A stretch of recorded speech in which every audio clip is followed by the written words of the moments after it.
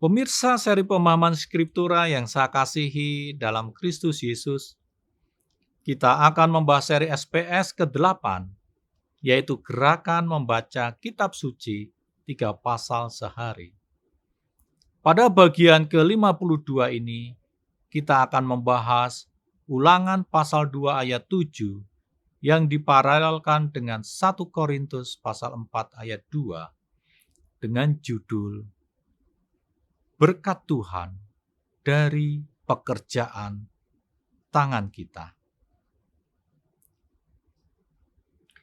Seringkali kita mempersempit makna berkat Tuhan dengan sebuah pemberian seperti halnya sebuah hadiah.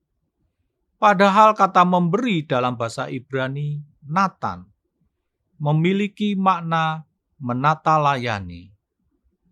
Artinya ada tanggung jawab dari yang diberi untuk menjaga, mengolah, dan mengaturnya. Pemberian di sini seperti suatu modal awal untuk kita mengolahnya agar dapat memberi makanan sehari-hari kepada kita. Misalnya ketika kita dapat bekerja, maka itulah berkat Tuhan. Tuhan menuntut kita untuk bertanggung jawab menata layani pekerjaan itu.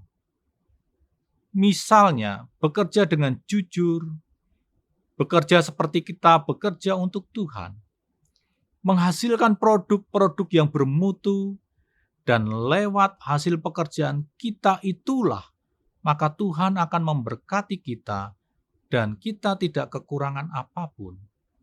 Karena kita tetap dapat bekerja di tempat itu karena kondite kita yang baik.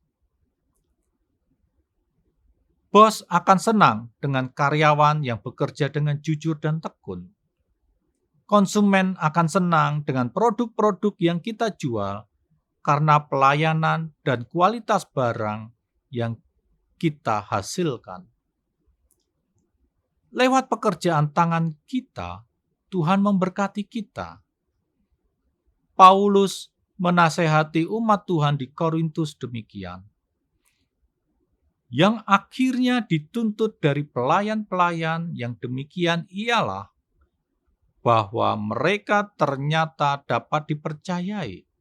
1 Korintus pasal 4 ayat 2. Jadi yang dituntut dari kita adalah tanggung jawab kita, sehingga kita dapat dilabeli sebagai orang yang dapat dipercaya atau orang kepercayaan. Sebagai pedagang, kita harus dapat memperoleh label pedagang yang dapat dipercaya, atau sebagai karyawan yang dapat dipercaya, pengusaha yang dapat dipercaya, dan seterusnya. Demikian juga pekerjaan kita dalam melayani Tuhan di gereja. Kita dapat memiliki label pelayan Tuhan yang dapat dipercaya. Kita patut bangga ketika Tuhan sendiri di akhir zaman berkata kepada kita, "Kamu adalah abdiku yang dapat kupercayai." Amin. Soli Deo Gloria.